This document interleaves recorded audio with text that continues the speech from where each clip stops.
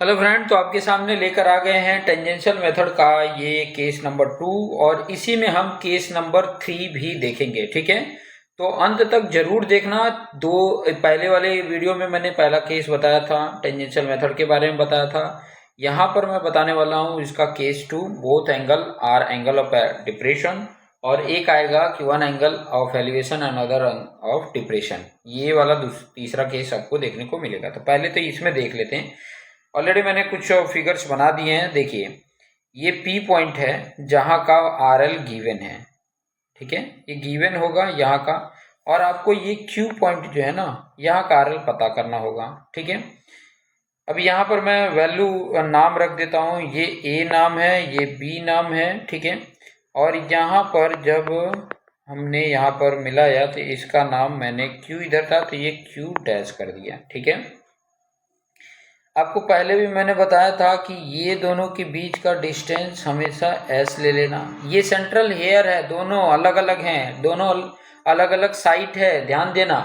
ये एक ही के दो आपके हेयर नहीं हैं, ये ध्यान देना, अलग अलग कि ये सेंट्रल वैल्यू है। ए पे सेंट्रल वैल्यू कुछ और आया होगा, बी पे कुछ और वैल्यू आई होगी। ठीक है, और ये नीचे जब आएगा तो ये आर ले लेते हैं, और यहाँ से और यहाँ तक के बीच का डिस्टेंस हमारा v होता है। क्लियर? इस तरीके से आपने ले लेना है।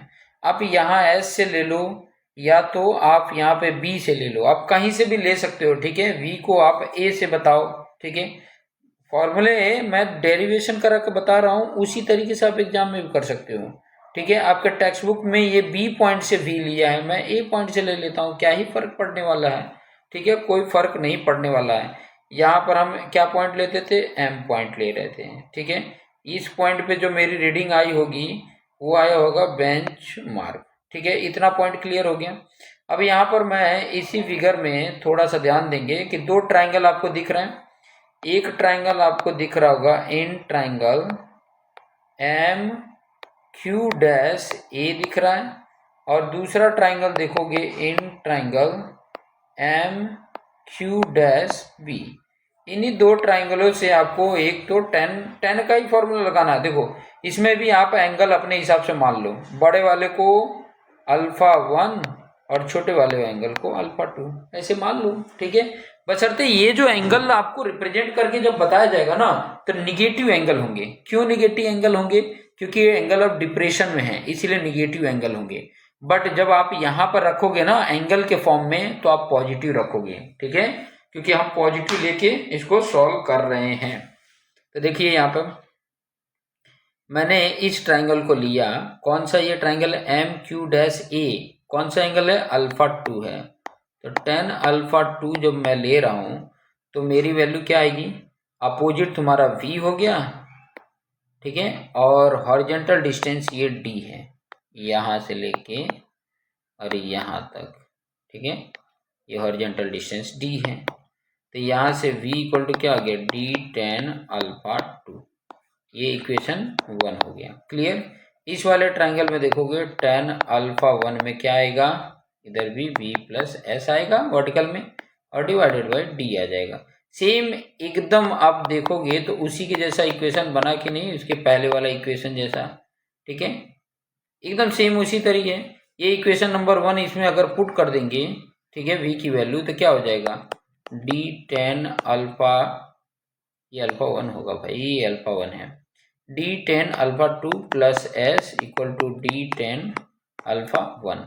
और उस तरीके से हमने देखा था तो क्या फॉर्मूला आया था? S upon ten alpha 1 minus ten alpha 2, यही तो आया था। ठीक है, और v का फॉर्मूला क्या आ गया था? v का फॉर्मूला आपका आ गया था S ten alpha 2 divided by ten alpha 1 minus ten alpha 2, ये आ गया था। इसमें वैल्यू पुट कर दिए तो v मिल गया, उधर d मिल गया, और वैल्यू पुट कर दिए तो आपको क्या मिल जाएगा? आर एल एट क्यू मिल जाएगा। अब देखिए, आर एल एट क्यू के लिए मैं इधर फॉर्मूला लिख रहा हूं, थोड़ा सा ध्यान देना। आर एल एट क्यू का फॉर्मूला क्या होगा? पहले तो आर एल एट पी पता है, उसमें आपने बेंचमार्क ऐड कर दिया। अब इस लेवल पे आ गए। देखो, मैं वही बताना चाह रहा हूँ, यहाँ से आप इधर आ गए। ठीक है, इस लेवल पे आप हो, इस लेवल में आप v माइनस करोगे, फिर s माइनस करोगे, फिर r माइनस करोगे, करोगे कि नहीं करोगे? ठीक है, जैसा -v minus s minus r, ये सारा करोगे तब जाके आपको कहाँ पे पहुँचोगे? RL@Q पे पहुँच जाओगे। क्लियर? तो ये तरीके हैं हमें फाइंड आउट करने के। नेक्स्ट तरीका जो है वो देख लो। नेक्स्ट केस नंबर, भैया आजा, केस नंबर 3 की बात कर रहे थे। ठीक है, क्या केस बोला है? One angle of elevation and other of depression. ये कैसा सिचुएशन होगा जहाँ पे ये देखने को मिलेगा? तो मैं सिचुएशन आपको बता देता हूँ। ऐसा उबड़ खाबड़ लैंड होगा, जैसे पहला केस हमने फिक्स हेयर मेथड में देखा था, वैसे ही केस है ये भी। ठीक है, अब कैसा होगा कि यहाँ पर हमने रख दिया इंस्ट्रूमेंट, और मान लो इस पॉइंट का आपको P पॉइंट है जहाँ का RL पता हो, तो ये हमने ले लिया, तो ये बेंचमार्क आपका हो गया। ठीक है, और हमने यहाँ पर रखा लेवलिंग स्टाफ। ठीक है, तो ये मेरा तो हॉरिजेंटल हो गया, हॉरिजेंटल। एक पॉइंट मैंने ऊपर देखा A पॉइंट पे, एक पॉइंट मैंने नीचे देखा B पॉइंट पे। ऊपर वाले एंगल को α1 ले लिया, नीचे वाले को α2 ले लिया। ठीक है, इनके बीच की गैपिंग हमेशा क्या लेते थे? S लेते थे। ठीक है, अब यहाँ नीचे वाले का जो गैपिंग होता था R ले लेते थे।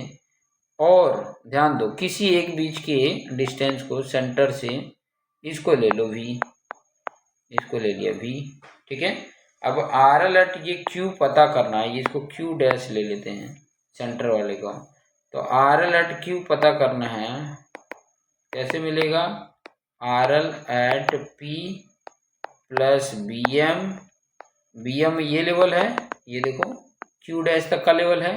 Q डैश में V माइनस करोगे, R माइनस करोगे, तो आपका RL@Q मिल जाएगा।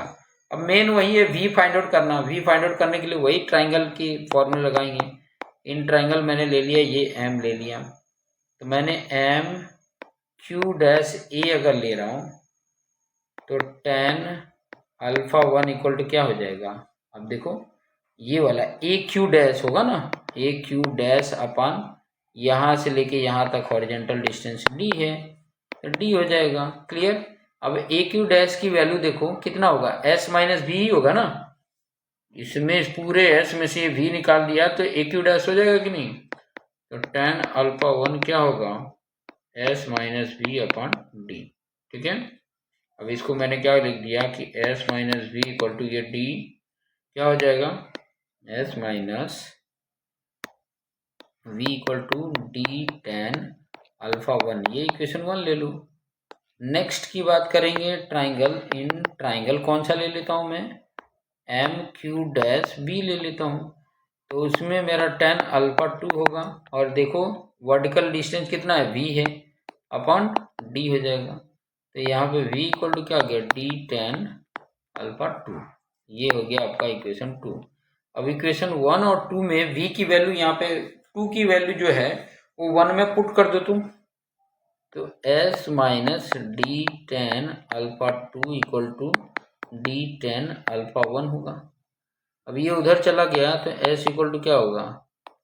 D tan α1 तो था, और ये माइनस उस तरफ आया तो प्लस हो जाएगा D tan α2।